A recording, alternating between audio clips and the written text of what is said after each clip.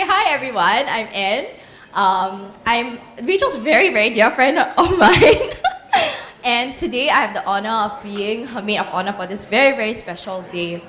I've known Rachel for a decade now, for 10 years. We first met when we were in year 1 of uni, which is medical school. And we both signed up for this overseas community project called Project Batambang, and we were put in the same committee, in education committee, with Raga, who's all the way at the back. So the three of us, we would come up with lesson plans together for the kids all the way in Cambodia. Actually, when I first met Rachel, right, I didn't think that we would become good friends. Why? Because those of you who know both of us, you'll know that Rachel is very, very quiet, reserved. Actually, when she's not talking and she's not smiling, she can look quite scary. And then, I was very loud and extroverted. So when we put into the same committee, just three of us, I didn't think that we would click.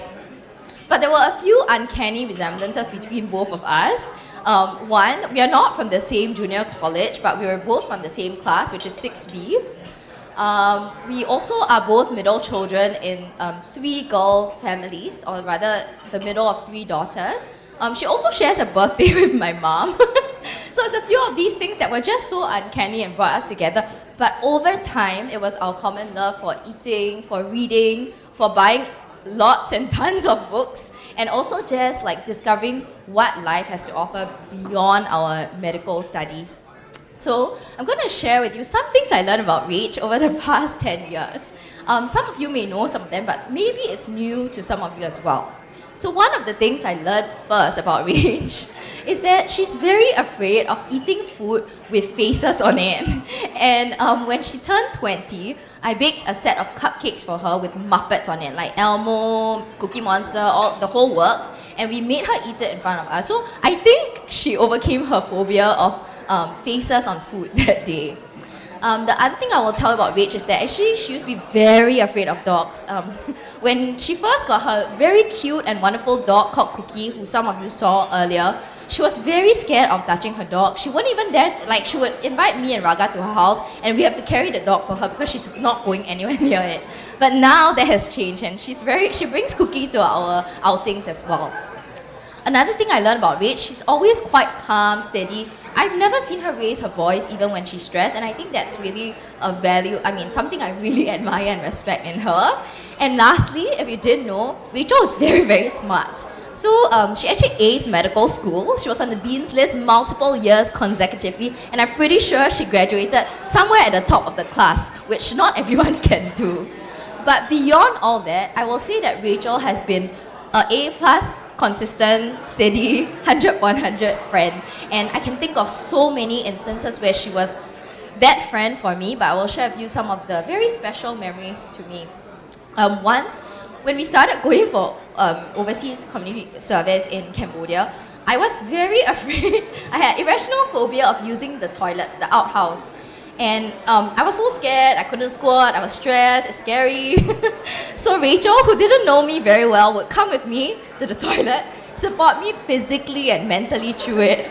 And I overcame that phobia, and in subsequent trips when she wasn't there, I always had that inner strength that she gave me within. Another time I want to share would be in 2018, when we first became housemen. We were doing these very frequent night calls, and we had to stay overnight in hospital, and it's a very scary process because you are so young, so junior, but you have to handle all that, like anything can come your way.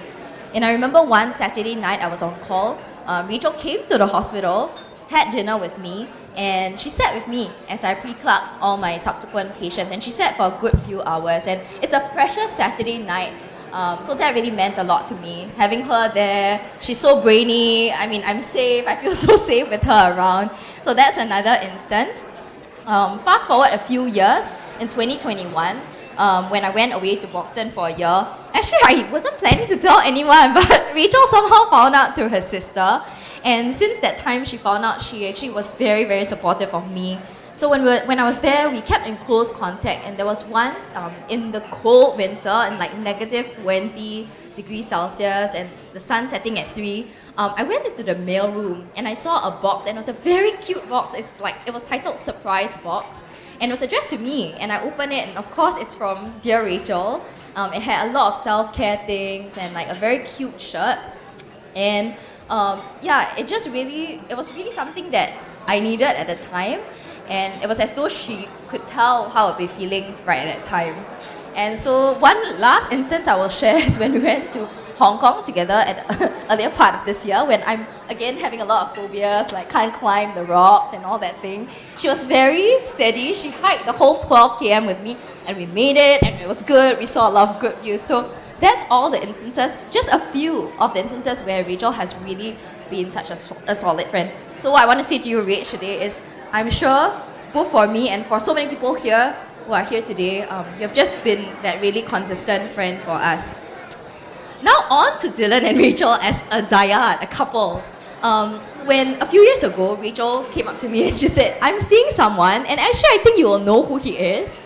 And she mentioned Dylan. And I actually do know Dylan from junior college. We were in council together, bless those times. And so when she told me, I'm seeing this guy, he's called Dylan, I actually said, oh, Dylan, like he's a very nice guy, no red flags. So Dylan, you have to thank me because I actually told her you have no red flags, and then she, okay, going ahead with it. But true enough, actually when she told me that they started dating, I was like, yeah, I think I can see this work, because they were kind of similar, but they also are different in their own ways. And over the years, I've really seen them grow together individually, and also just growing as people together, and I'm looking forward to see the magic they create as a couple.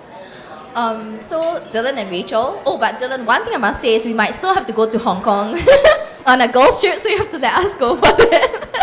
But yeah, to Dylan and Rachel, I represent everyone here in the ballroom today to share your joy. And I'm sure the marriage journey will be full of ups and downs. Will be very exciting. But learn to love each other, be slow to anger, be rich in love, always speak, communicate, and listen to each other. And so, on behalf of everyone, I wish all of you the greatest happiness, love, and blessings this life has to offer. Thank you.